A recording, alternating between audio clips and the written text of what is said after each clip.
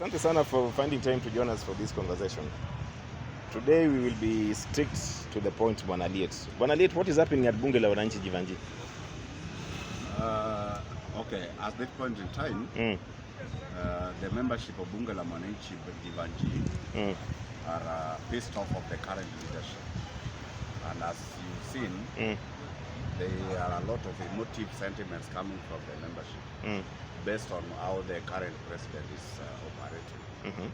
And so what you are seeing at this point in time, they are hell-bent to ensure the president is impeached and the entire office, so that they come up with a new leadership.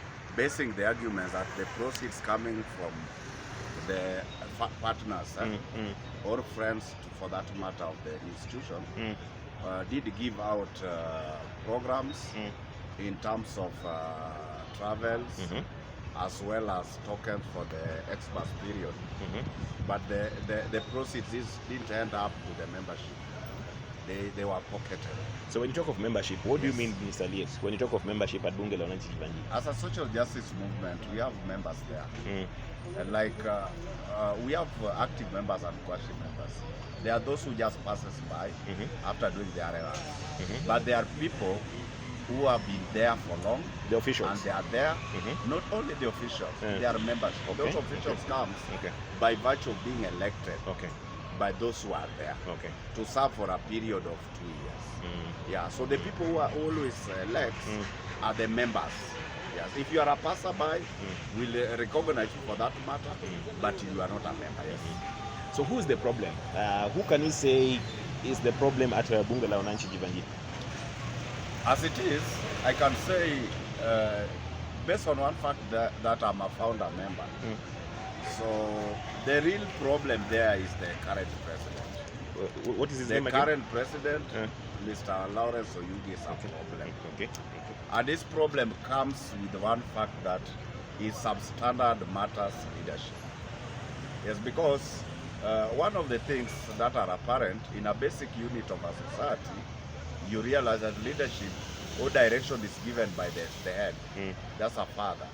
So like any institution like Bunge la Wananchi, based on how we are programmed on our traditions, we always go by the president. So these are the people who follows directive of the president, as well as they work in collaboration, or they share scripts. But then we've had a president who is a lone ranger, doesn't even understand what leadership is. Like, for example, one of the things that people are agitating for, if he makes a visit to a certain branch or any office, he introduces a new set of leadership that were not even elected or even appointed. When he's going to events that are sanctioned by the Bunge leadership, and we've been supported, because Bunge la Wananchi is not an institution meant to raise funds or to do petty business. Our support or our programs we run through well-wishers. So whenever our well-wisher comes in, then bankroll activities of the organization, then you realize the president holistically decides literally to come up with a new set of people to go and grace the event. Like there was a function, a national function in Kitui. I think it was Masuja Day. The guy carried a whole bus of the street families, the Chokora for that matter, to go and grace the occasion.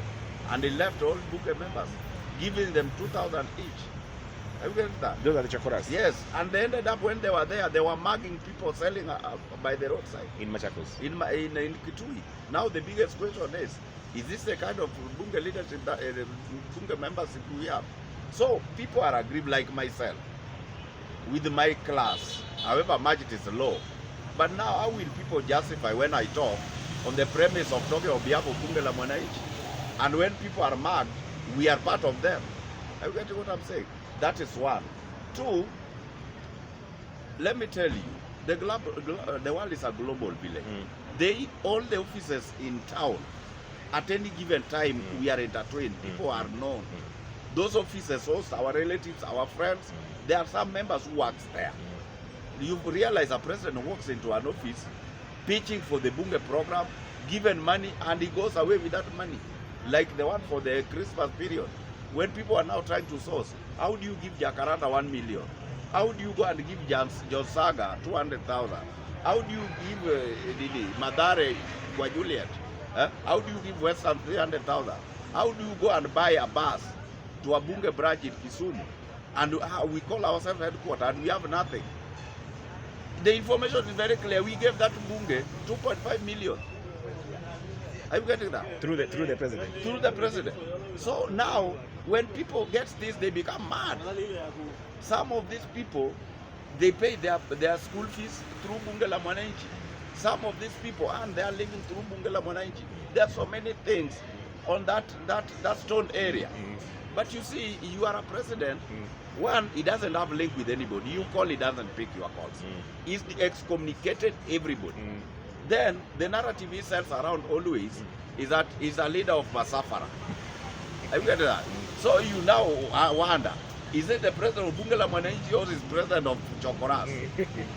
That's why you are seeing people are out in arms. They've read the impeachment motion twice. Today they are going to read the third one. And after the third one, we are going to have a different leadership. So that's where the problem is. Yes. Thank you, Mr. Lim.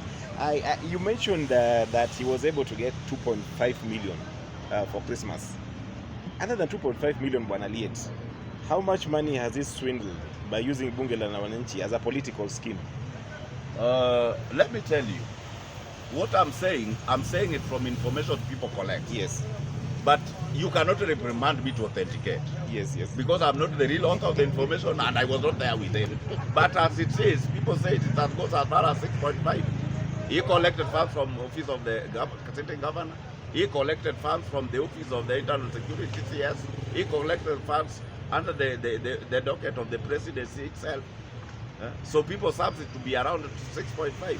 And now, let me tell you, a lie remains the truth if it is said several times and you don't come out to defend it. The other day, as concerned friends of the sitting president, there was a Zoom meeting that was conducted by Mr. Danrai. Danrai is one of the prime ministers of Bunge la Mwananchi. The guy came on the wall, on the platform, and requested to leave because he's tired, and it was the main character. So how do you justify that? Now, as we are talking now, I can tell you, he's gone berserk, buying everybody he can get on site, so that the impeachment motion can be stopped. Are you getting what I'm saying? So he's dishing money to everybody. He's dishing money to people, so that thing can be stopped. He's trying to dish money to the person who was seconding the motion. So let me get you right. Yes. The current president, Oyugi, yes, went to the office of the governor, yes, Governor Sakaja. Yes. He got money from Governor Sakaja. Yes. He went to the office of the internal PS, Dr. Yes. Raymnd Omollo. Yes. He got money from there. Yes. He went to the office of the president. Yes. He got money from there. Hii pesa napata, where is it going to? An answer very good known to him. Let me tell you, I don't know whether you've heard this narrative. People say it's Sangwenya. I don't know what it means, Sangwenya. Bunge members ni masangwenya. There's no office in town you'll walk into. They are not conversant there. Even myself, when I come from an office 1 minute, when I reach Jibanji in the next 2 hours, you'll be told, Aliet, you are in this office and you are discussing this. And some of these officers, they know us. You go there, you are given even a cup of tea. The next thing they'll say, Lule was just there. He's had a very good cup of tea with us. So that's the way it is. And that's why some of these people are becoming mad. Now, to make it worse, the last nail on the coffin, Jacaranda were given money, 1 million by Kshs. Yes. They swindled the money. The membership decided you have to go. They did election last Sunday. This last Sunday. They came up with another office. On the same event, the president of Jivanji walking in there. And you know, by virtue of our structure, it is Oyugi who is the president of the whole Bunge members in the whole country. These are auxiliary presidents. They are these subordinates. Being the headquarter. Being the headquarter. And walking in there, taking the dash of the headquarter to go and put in Jacaranda, then pronouncing that from that day onwards, Jacaranda is going to be the headquarter of Bunge la Mwananchi. Now the begging question, if he's the head, but now he's delegated the leadership to the other person elected, now where are we going? Aliet, talking of cartels, yes, because you mentioned that he mobilizes chokoras. Yes. Is he involved in human trafficking? That one I cannot justify, but because you've asked it, I think you've asked it because you had some information to that effect. Yes. I can only also just share what I've had to that effect, but I cannot prove. We are told. So we are told that he normally brings people from Tanzania. We are told yes. Most of this beggars from Tanzania is the Lord. We are even told he's rented for them a house. I don't know where. They come and collect very early in the morning. They are brought. They beg in the evening. They are carried back, and he gives them proceeds out of what they've collected. Because we see them being taken to town and then being ferried away. Ferried away. Yes. So Oyugi is the cartel. Is the chairperson. I've heard it that way, but I cannot justify. But he mobilizes them. Because if you've indicated that he mobilizes chokoras to go to Machakos, yes. So in equal measure, he's the one responsible for mobilizing chokoras in town. Let me tell you. The beggars. Let me tell you. The day people are going to the Raila's funeral, Bwana Oyugi came to Jivanji. I was not there anyway. But I overheard he gave the chokoras 1,000 each. And he decided to give members 300 each. And he decided to give senior members of Bunge 200 each. Now, these are the begging questions. Between chokoras and members of Bunge, who is having the higher nominal percentage here? Are you getting that? Yes. So this is where the problem is. And myself, I'm very clear.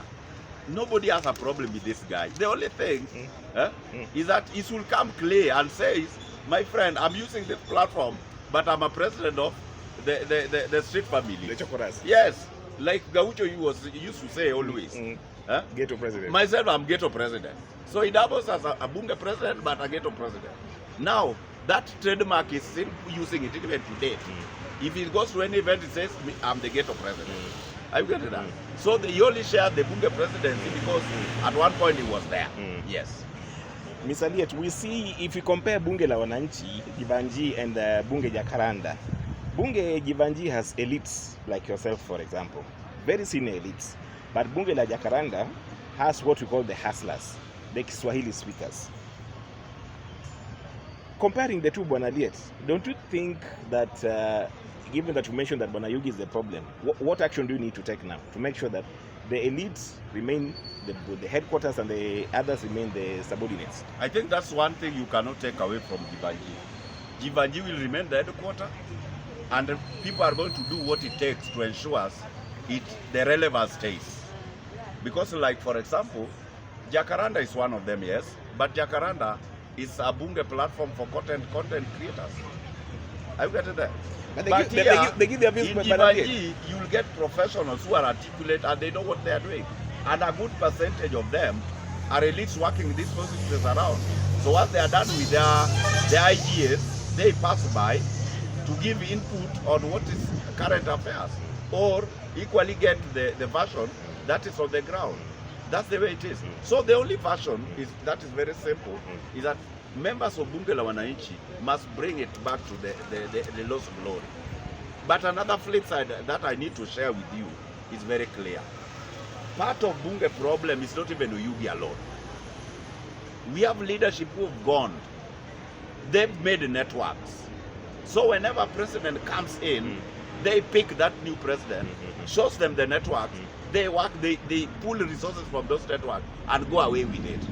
So, like, for example, now, the people who are saying Oyugi cannot go are the former presidents, the cartels who've been in office. Reasoning being, some of these officers, they walk Oyugi there, Oyugi picks money, Oyugi gives them their card, then he goes away with the remaining card without considering those who are there.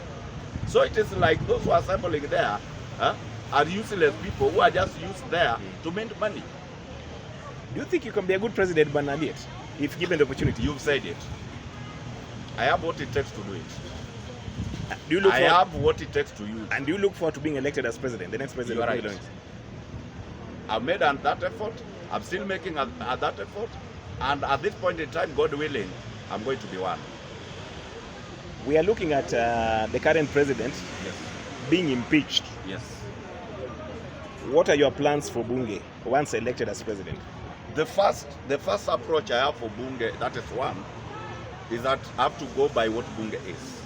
Going by what Bunge is that I have to ensure, being a social justice movement, you can never have a just setup outside the premise where you live.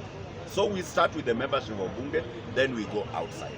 Now, and you can never execute any noble idea if you don't have a physical address. Are you getting that? Bunge la Mwananchi must have a system where we have a place where we execute our issues. Issues execution must involve professional personalities. Are you getting what I'm saying? And that is what is going to take us to the next level. And for us to do that, being this as a more social justice movement, it doesn't have legit nature. What we have to do for it to perform, we have to do what is known as legal hosting. We have to look for an institution to legalize Bunge so that Bunge can execute things with corporate institutions and non-state actors in a legal manner. Yes. And do you look at getting collaborations so that a bill is passed in Parliament to ensure that Bunge is legitimately recognized by law as a representation of the people at the grassroots? Yes, that one is well structured mentally, based on one fact that it can only work if yourself you've shown some leadership prowess. The organization skills is something somebody can back. But is this something you intend to bring? Yes. Once you get leadership? Previously, we were even petitioning some of these institutions. Like I can remember when we have the 10th revenue division formula in the Senate, there was a stalemate. We did write a letter from Bunge la Mwananchi through an institution that was legalizing Bunge at that time. And the response was superb. We were called to a round table. There was a time when I was the chief of staff in Ababu's administration. We did sanction the Royal Embassy of Saudi when our ladies were being mistreated in the Gulf. And we had audience with the consulate and things were ratified. So with that approach, if that spirit is there, with the leadership there, according to me, if I'm given opportunity to do that, my friend, believe me, it is going to work. And I can tell you, Bunge la Mwananchi doesn't have deficiency of leadership. What is wanting is the people who always assume sort of offices. Yes. And there's been talk that there need to be community political promoters, the way we have community health promoters, who are under the pay and payroll of government. What do you intend to do once elected as president of Bunge la Mwananchi to ensure that at Bunge la Mwananchi and outlets throughout the country, we have community political promoters the same way we have community health promoters who are legally recognized, either under the city council or directly under the national government? I think that's the same approach I was saying. The moment we've ensured that if Bunge cannot be legitimately, either through an act of parliament, then we have to look for a legal hosting mechanism. This legal hosting mechanism will champion a cause of how we can have arrangement with the administration that is in place so that we become political community promoters. In a sense, we become one of the platforms of public participation in any major project the government wants to execute. Yes. Finally, as we close, we also get information that former Governor Dr. Evans Kidero is planning a comeback to Nairobi. Yes. Mr. Aliet. Yes. Given that Kidero is coming back to Nairobi, yes, don't you feel that what is the relationship between Mr. Kidero and Bunge Jivanji, as well as the other interest areas and Bunge Jivanji? That's a very hard question, but I'll answer it. What I know, if Dr. Evans Kidero, who is I call him a governor, is still having intention of coming to bring Nairobi back to glory, I think it is good riddance. And he has what it takes to bring Nairobi back to where it is.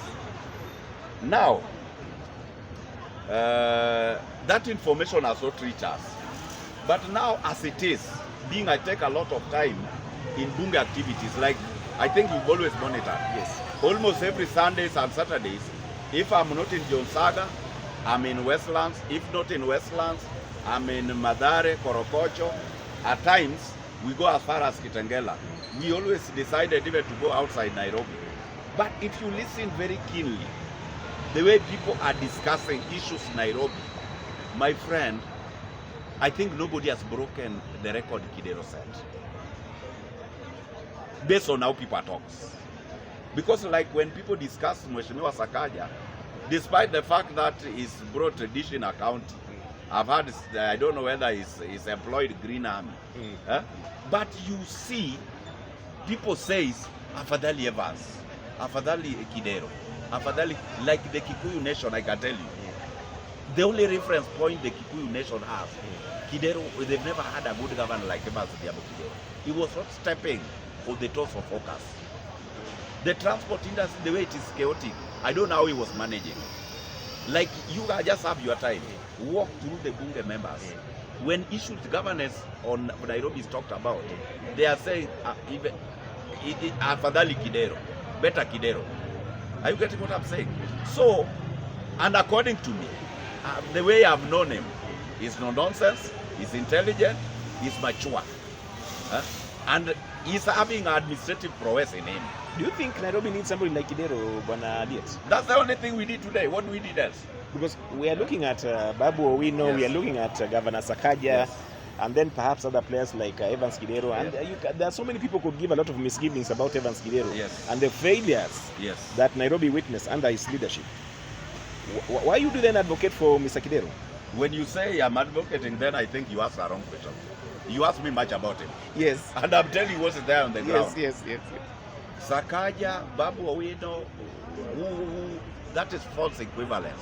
You cannot compare Evans Kidero with these people. I can tell you. And if you want to know, despite the fact I've talked, Yes. don't rest there. Right now, the county government is doing election for their leadership, Yes. for the workers. Yeah. I think they are going to do it on 17th. Just go and walk amongst them. Just go and walk and get the way they are talking. They are telling you they are taking Sakaja home as early as yesterday. And if you ask them, then who will you bank on? They'll tell you, they'll mention for you so many progressive things Evans Kidero did. And there are so many people elected that are doing very well.